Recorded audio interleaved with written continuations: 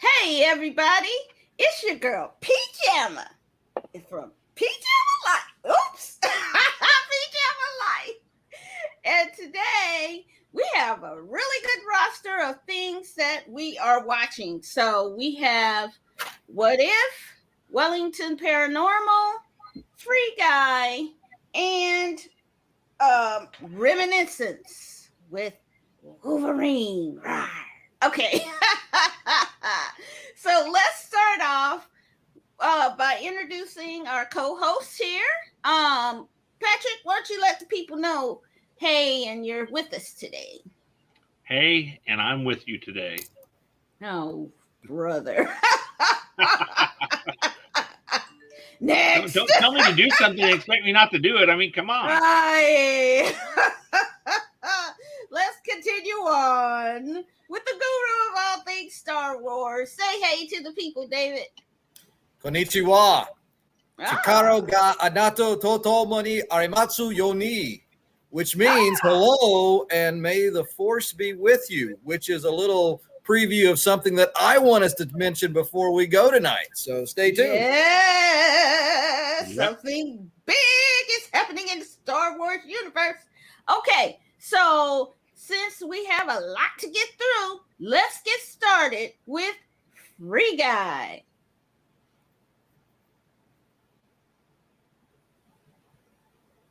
There we go.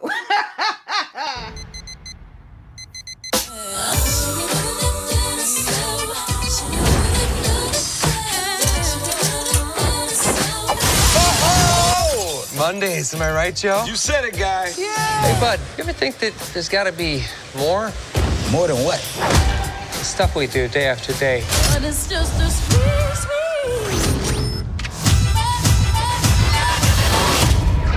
Wow.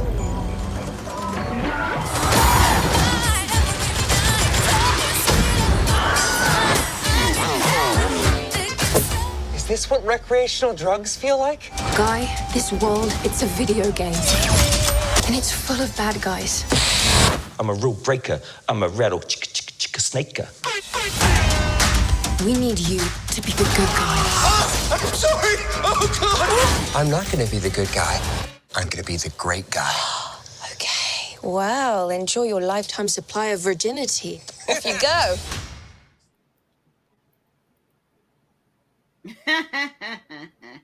Well, I know somebody wants to start off right away. Why don't we shoot it over to Patrick? What did you think? I think I can guess. Love this movie. It was a delight from beginning to end.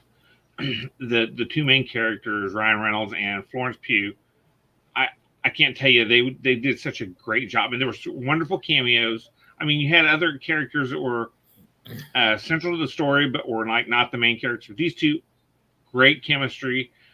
The story was wonderful. It was an interesting idea of how AI might develop. I mean, and then, like I said, the cameos. I don't want to spoil it for anybody who hasn't seen it. Don't spoil it. Don't spoil it. Well, Don't I mean, if you've even been on the internet, you know there's Don't Ryan Reynolds called a lot of his friends in. Okay, let's put it that way. And there was one particular instance I was like, oh, nice. You know, that I was like, there were so many good bits in it. The friendships were great. They felt real. The action sequences, Channing Tatum was hilarious in it. He has really found his comedic center. I mean, really, in several of his movies I've seen lately, where he admits, you know, he owns. I'm kind of a beefcake, and you know, I want to play on it like I'm dumb, you know, and what have you. Like, this is the end. Great cameo in that. Similar cameo, kind of in this one.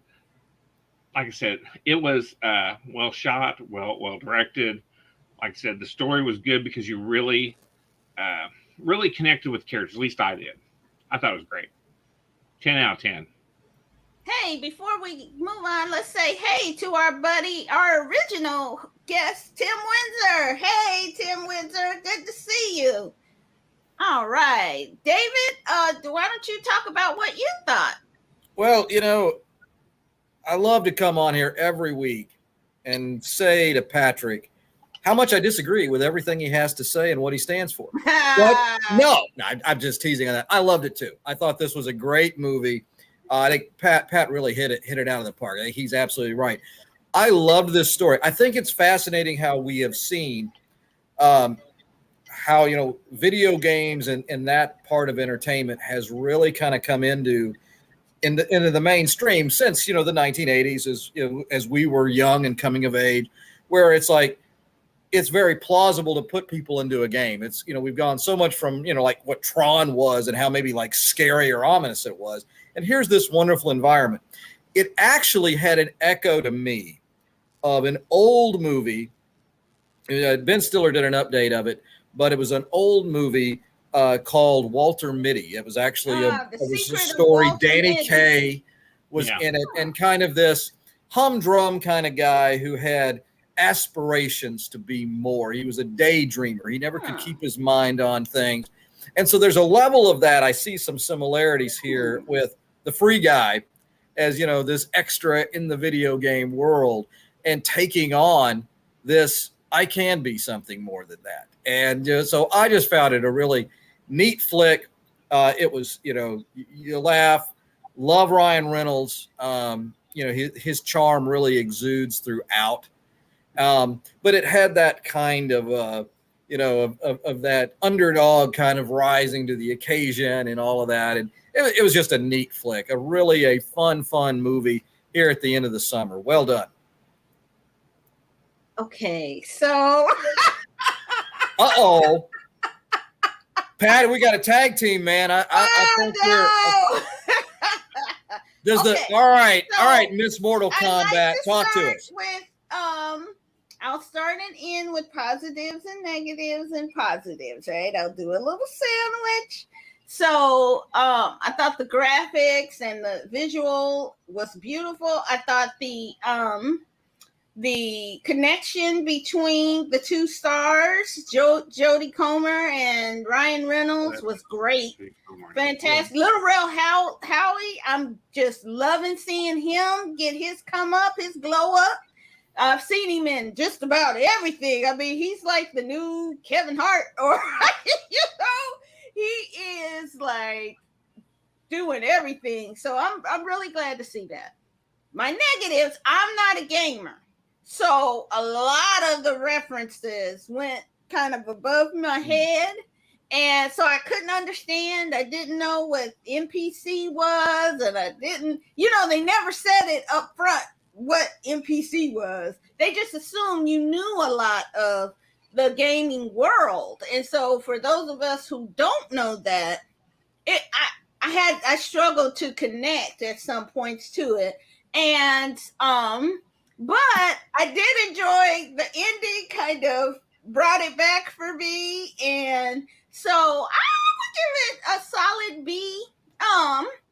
You guys are probably giving it an A+, but you know, I thought it was a fun, kind of lighthearted, it's not serious, you know, kind of something that you can enjoy before, you know, the kids go back to school and, you know, they have to deal with everything serious. It is something lighthearted that you could take away and have the fun. And I really like that comparison to The Secret Life of Walter Mitty that you made, David. I can see that in it too. And they were kind of non-conventional stars in this movie. So I was really kind of happy to see some people who I haven't had that chance to come up to the leading roles, So I really appreciated I appreciated that part of it. But not being a gamer, but you know, there were other parts of it I did enjoy. It was interesting to see it turning a common gamer trope. And I mean, anybody that's played games in the past 20 years has heard of Grand Theft Auto, where you got points for doing terrible things like blowing stuff up and brutality bonuses and stuff. And this one, you know, he leveled up by being a nice guy, which I thought was a really wonderful turning a trope on its head. Yeah. Yeah, I can appreciate that.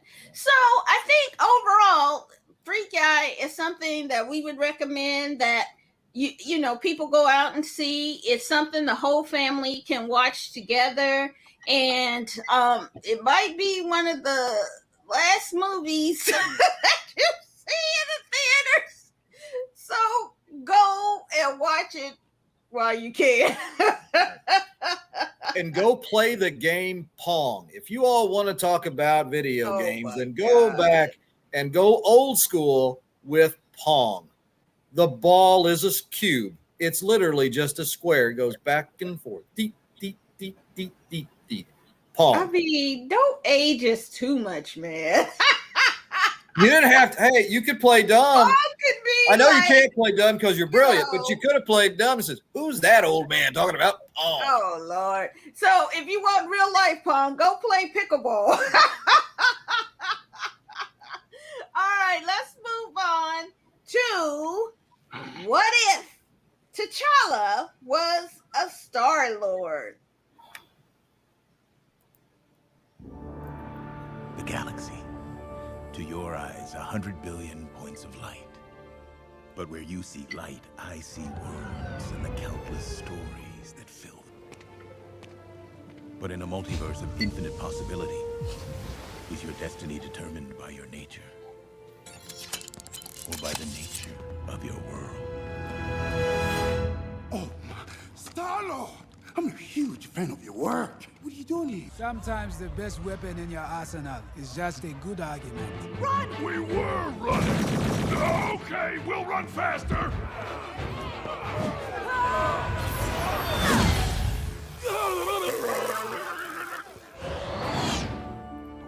There ain't no place in this galaxy where you don't belong.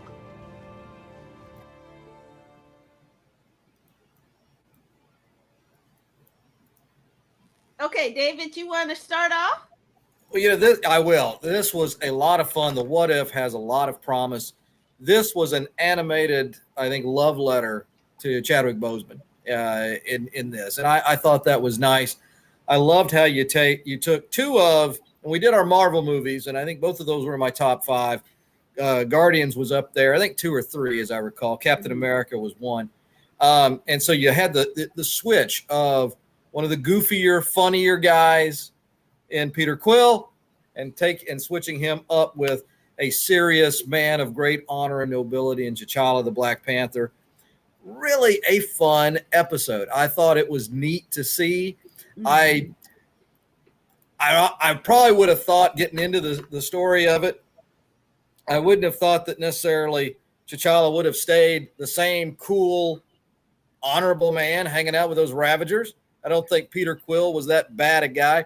I love how he winds up with the Dairy Queen. I'm giving the whole thing away, but you need to see it. It came out like Monday, but this was fun. I love the whole thing of going into this mirror for a Star Trek reference universe. Yeah, a lot of fun with it.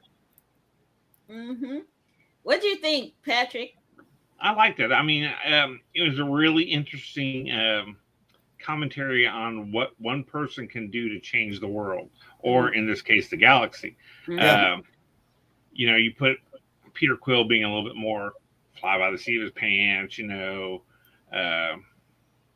not as serious, not as much gravitas as perhaps T'Challa. You put him in there and have him grow up.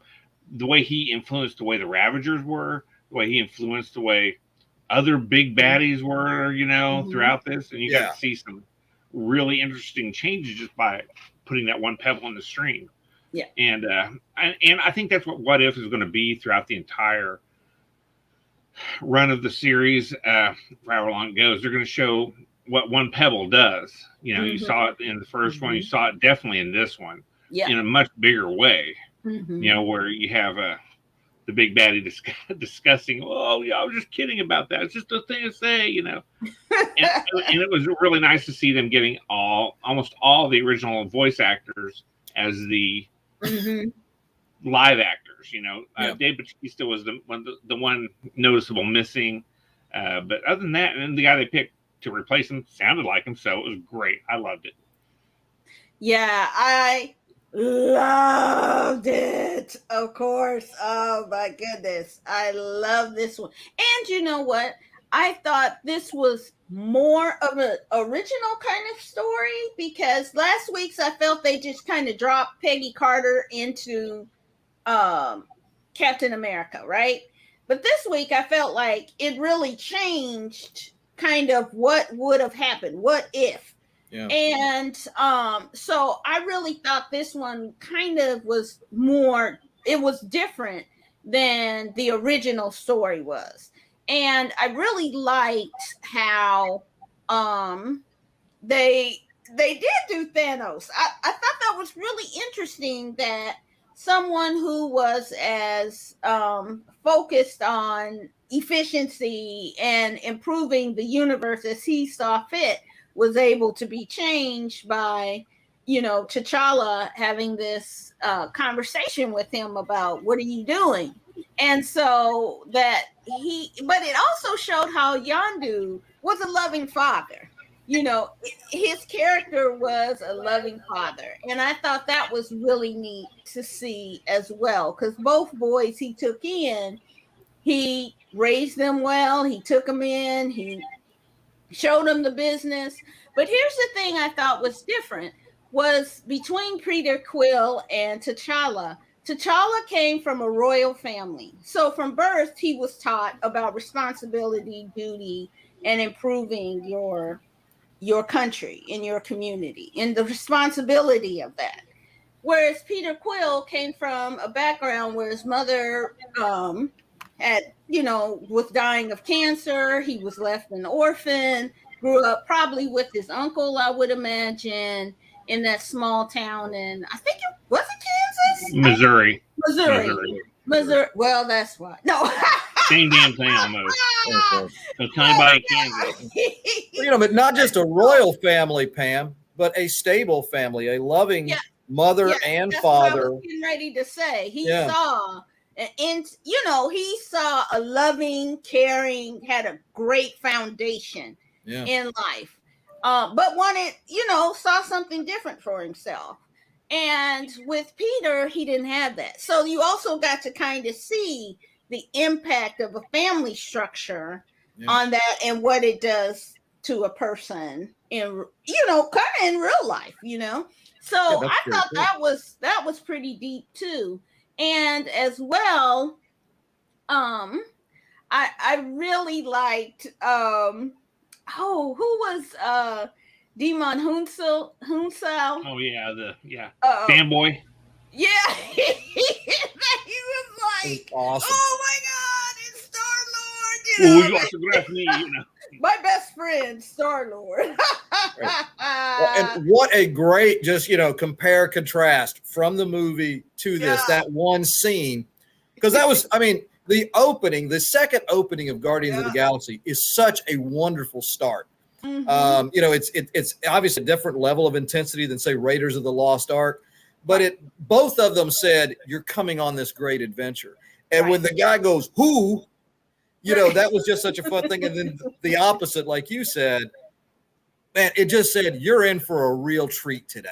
Yeah. And you can tell that they did this with so much loving care. And when they put that memorial up at the end, I was like, y'all didn't have to do me like that. And I was like, my eyes got a little, you know, they got a little watery. So that's always a good sign. It's his very last role that he was in. I don't think even then they knew what was going on with him. And so it really was a fitting tribute, I think, to his character. I didn't feel like if he went out in space and did this, he would have become somebody different. I felt like that was kind of true to his character. But I also thought that was a fitting kind of tribute to the man Chadwick Boseman. So beautiful animation in this one. And I felt like it was different than last week's. But I don't know if it was just the coloring they used or if it was a different type of animation. So I thought that it was really beautiful too. So I thought that, I would kind of love to continue to see T'Challa as a Star-Lord in a series. I mean, that would have been super fun to see, but unfortunately, the universe wanted him more.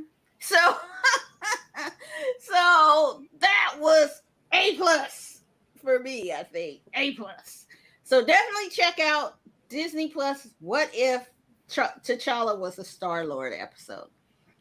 Okay, next up is Hugh Jackman and Rebecca Ferguson starring in and Thendiwe starring in Reminiscence. The past can haunt a man. That's what they say. If you're not careful, they consume you. But the past is just a series of moments. Each one perfect. Complete. A bead on the necklace of time.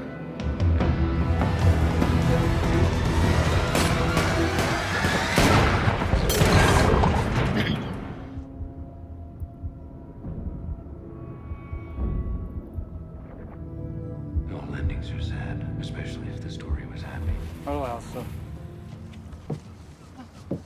So, do I know you?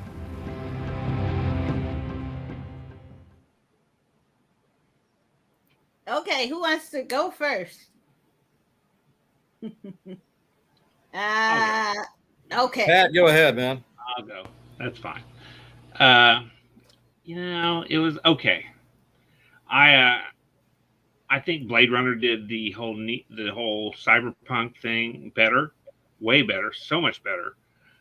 It was a cyberpunk neo-noir thing that was just it didn't set with me. It didn't hold my attention the way I thought it would. The fight sequences solidly choreographed, nice fights and stuff were solid. I mean, there was some good imagery, but I just couldn't find myself really giving a crap about anybody in the movie. I mean, none of the characters really sucked me in, made me care about them. So, it wasn't bad. I mean, I don't feel like I was cheated out 2 hours of my life like a Mortal Kombat movie or something, but it's 2+ hours, whatever. But it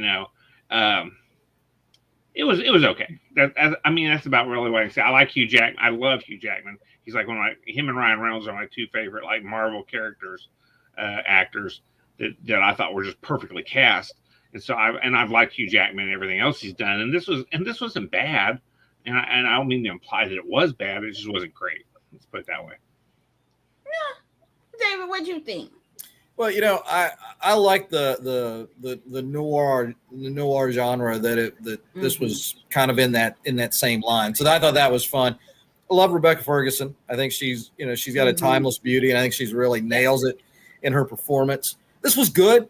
It's not that we picked these movies to compare and contrast, but Free Guy left me with such like a real, it's a happy, delight. I mean, it's like a lemonade on a hot day. I mean, that's how I cared about the characters. You really do. And you wouldn't think that because it's like a video game. It wasn't like it was the ghost from Pac-Man or anything, but I'm going to my old video games. But this was fun. I'm glad, I enjoyed it. I'm glad I saw it. But it was a couple notches down. Blade Runner sets a really high standard. So if you try and I think a lot of things in that genre, you'll compare, and you're going to fall really short of the original. You really can't help comparing things that were obviously referencing that kind of, the first one through the door is going to be, if they do it right, is going to be that one. And I mean, and Ridley Scott's Ridley Scott. I mean, what are you going to do? Yeah. Well, now, fellas. She loved it. She loved it because we didn't do it. But go on, Pam. Well, let me say my review. I don't interrupt you in your review. So this is the thing about this movie. Beautifully shot. Lisa Joy worked on Westworld. So you saw some of the same kind of imagery, HBO's Westworld series. And you kind of saw a similar character of Thandiwe Newton. With she's going to her original name, which is Thandiwe. But they made her change her name to Tandy Newton because that's easier for people to pronounce. So but now she's Thandiwe. But this movie totally ripped off James Cameron's Strange Days with Angela Bassett and Ray Fiennes. So, and that's one of my all-time favorite movies. Okay. And so, I mean, there were literal parallel dialogue from that movie to this movie, similar plot, similar device that goes into your memory. I mean, I was like, hold on, this is same kind of black woman with a black guy, but he loves this criminal type, kind of love triangle. I mean, I was like, come on now, there's some original stories out there. Y'all don't have to rip off my favorite movie now. So it's a Pat Boone cover. The Pat Boone cover. It's a Pat Boone cover. Or music, but it was really beautiful. I really thought there could have been a different way they took it, and not kind of ripped off that story. I mean, it was even a female director, and then Strange Days was directed by Catherine Bigelow, who was married to James Cameron at the time. And just even some of the style was the same. It was the same type of futuristic story of, they envisioned what happened in 1999. This is after, I think it was a war, and they messed up everything. So I was hoping it would be a little more original. Once I got into it, I was like, hold on. No, they didn't know. And then one of the lines was almost word for word that Strange Day has. So I was like, okay, this is some bullshit. But I love Hugh Jackman. I thought he played his heart out. He tried really hard. Rebecca Ferguson, she makes a great femme fatale in this. And I didn't like how I don't want to spoil the ending, but they should have just, how do I say it without spoiling it? They should have stuck to the character. I felt like they didn't honor the character the way that they could have. Yeah. And so that kind of left me with a sour taste, like, oh, that's some bullshit. But the ending was also very interesting too. So yes, I think people who like film noir, this is another entry into it, kind of futuristic noir, which is a really interesting genre. And so you might like it. I just have a high standard after seeing my favorite movie get ripped off, kind of. It's kind of like, oh. Some of us still remember stuff. Some of us still have the DVD. Some of us might even have a VHS copy. I can see it right back there, too.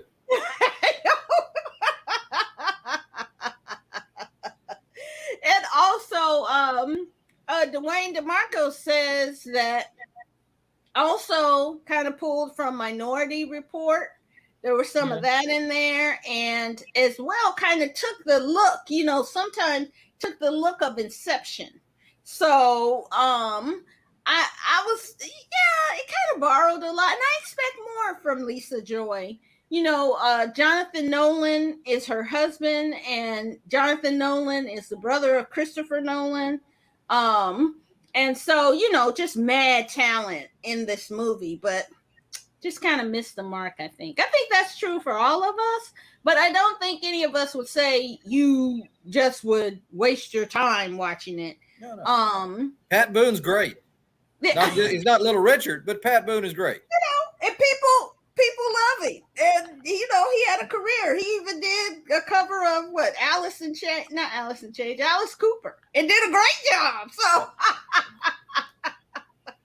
So multi-talented cast, not so much writing. So definitely, you if you miss it, but if you do decide to watch it, I don't think your time will be wasted.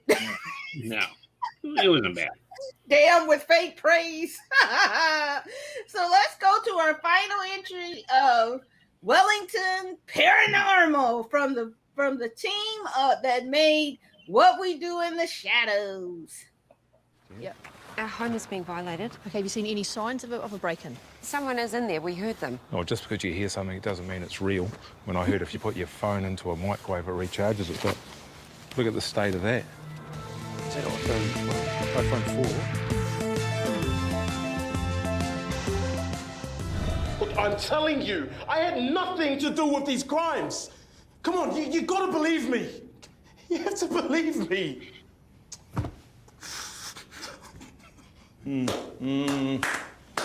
Chill. Just stunning. Thank you. Well, that scene got me a standing ovation at the Young and Hungry One Act Play Festival last year. I actually felt like a real police officer there for a moment. That doesn't happen very often. It's not an easy one to explain. Well, basically an overly zealous neighbourhood watch group have mutated to form superpowers and have now gotten power hungry. That's basically it. Yeah. That's what I'd have done. Very easy to be critical of the blob from this angle, isn't it? We get to see the whole thing. But from the blob's eye view, it's just surrounded by walls.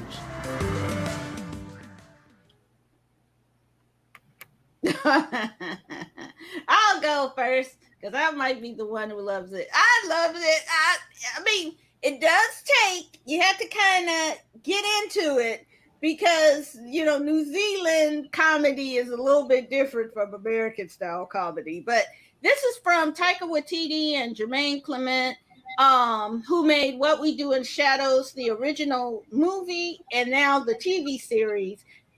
And these characters the police officers were in the original movie. And so you get to see them kind of doing their take on an X-Files, but they're totally incompetent. And then all these kind of funny paranormal things happen in this little town of Wellington in New Zealand. And I just got to kick 2 episodes. If you want, you don't feel like watching all of them or whatever, you don't know how to get into them. The episode Vampires and the episode Zombie Cops. Those was when it really starts to click. And the vampire in that episode was also a vampire in What We Do in the Shadows. And so you get to see, but you also get to see kind of Taika Waititi and some people that have been in his movies, but sprinkled throughout. So check that out too. You'll see people in other movies he's done supported here. But it's a weird, quirky, like if X-Files was a weird comedy instead of a dramedy. So definitely, I recommend Wellington Paranormal. Uh-oh. David. Turn, David. All right. No, I actually really enjoyed it. I just didn't want to step on anybody's feet. I thought it was fun. I love the kind of the mockumentary aspect of these shows. I think that's great. The Shadows, that's a great thing. If you haven't seen that, folks, you got to see that. Wonderful take on the vampires. And the new season is starting up soon. Oh, okay, excellent. Mm-hmm. But no, this was fantastic. I enjoyed it. I thought it was, I like the droll humor. And whether it's The Office or Modern Family or this, I like the mockumentary style of it. Seeing those uniforms, different country, but still part of the United Kingdom. The Simon Pegg Fuzz movie. There's a little bit of that for me too. So yeah, I thought this was fun. This was another really, I'll call it a home run. Yeah. Hey, now here comes our wet blanket. Well, I'll be honest. I didn't get to see all the episodes. I saw a couple. And while I love, don't get me wrong, I love Taika Waititi. I love Jermaine Clements. Flight of the Conchords is one of my favorite quirky, weird, offbeat series because the songs in it are just. Anyway, I didn't get into it. It just didn't really grab me to pull me in and make me go, God, I gotta watch the next episode. God, I gotta watch the next episode. Yeah. It might have been it takes a little time. The first couple of episodes, I was like, "Oh no, they messed up," and then it starts to pick up. So you do kind of hang with it. Yeah, I may have been just too pressed for time to really give it the full season watch that I needed to in a week, among other things I had to do. But it was okay. I mean, the first couple of episodes, I mean, I didn't hate it, right? But I didn't feel connected to it. So But Yeah, I didn't get to see the whole thing. So that's definitely that caveat. check out those 2 episodes I recommend. And I think HBO Max has 2 seasons of it, but I think there are actually 4 seasons. I think there were a couple of seasons on the CW, and they're only 30-minute episodes. Right. And there's only 6 episodes in the first season, so it's a pretty short kind of season that they have. So we'll see. But definitely, I think you ought to check out. Well, it's something different, weird. You're kind of like, and then it's strange, but it's funny. It's super funny. You slide into it, like you said. It takes a little bit of time, but I mean, once you're in it, I mean, it's a fast read after that. It's a fast watch. Yeah, because I couldn't believe. I was like, oh, it's only 6 episodes, and they go really fast. But I just caught the first season. I'm gonna keep watching the second season because I hear it gets really crazy the second season. So these slow burn kind of comedies, kind of check them out. Give them a chance at least. Listen. I watch things a couple of times on the suggestion of folks. So I just don't outright come out and say, oh, this is terrible. Rah. So I try to make sure I do that to give it a fair shake. So definitely check it out. And this week, we're going to start a new segment called Hit or Miss. So something that maybe one of us watched that the other ones didn't get a chance, or something they have come out, or something that they just thought was terrible this week. So I think David has something for our new segment, Hit or Miss, that he wants to bring up. I can. Thank you very much, Pam. Well, folks, let me tell you a little bit about my general television watching strategy. I wait for a show to be off the air for about 10 years. And then I'll go back and I'll watch it. I don't generally watch things that are like going on right now. I do the same thing in my music. Right now, I lived in the 1950s with my music for a while. I'm into like 1986 right now. So I heard there's some great stuff in the 90s. We'll see. I think there's something called grunge. I'll find that out in a year or two. But for our hit or miss, I'm going to tell you about a show I didn't wait 10 years to watch, but I have watched it on Netflix. Can't get enough of it. The Blacklist. The Blacklist with James Spader. I've absolutely have found it fascinating. As someone who's watched Cold War, watched the Russians, learned Russians, all that business, I've really enjoyed The Blacklist with James Spader. So check it out. There's a lot of miss. I thought you were definitely going to talk about Star Wars Vision. That's coming out. Well, I can certainly talk about that. I thought we were talking about a bad show that we were going to see. I was going to use that for the close. Star Wars Vision, September 22nd. It will blow your mind. Star Wars meets anime. It's building up. This fall is going to be fantastic for Star Wars and science fiction fans. You've got the Star Wars Visionaries. Then you've got a 2.5-hour Dune coming out October 22nd. And then in December, we've got the Book of Boba. So, I mean, Yeah. we are talking, Yeah. if you want science fiction, if you like good science fiction, Star Wars and Dune, the fall is going to be a fantastic time for you. Another hit or miss, I think it's a real hit. Everybody Loves Raymond. It's from the 90s, and it's fun, too. Watch it. Miss. It even has a cameo in The 40-Year-Old Virgin. Oh my gosh. Okay. I don't know if David quite got the assignment, but Just for a few seconds. I mean, yeah, I need time. And my text doesn't work right now. Well, that was gonna be my big hit this week, which is Star Everybody Wars Loves Raymond? Vision. The trailer looks amazing. It looks incredible. I think everybody is going to be blown away by an anime version of Star Wars Tales from, I think, 6 different anime studios. I'm trying to get a special guest to come on to join us to talk about it. But yeah, I'm really looking forward to that. And Pat, do you have any? Or well, you know, after David's little explanation about how go back in the time machine for some. after how he watches stuff, I do something similar but not the same, which is, I guess, the definition of similar. Anyway, I will watch something and it will lead me down rabbit holes. And like today, I went to one of my comfort movies, Attack of the Clones, because I love Star Wars.